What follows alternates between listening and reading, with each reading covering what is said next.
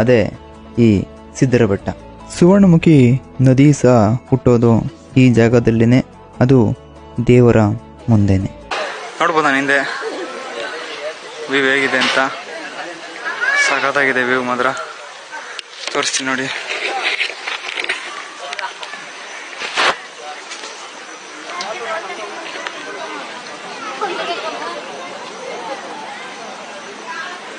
ನೋಡ್ಬೋದು ಸಖತ್ತಾಗಿದೆ ವ್ಯೂ ಮಾತ್ರ. ಮೇಲ್ಗಡೆ ಸುತ್ತ ಬೆಟ್ಟಗಳೇ.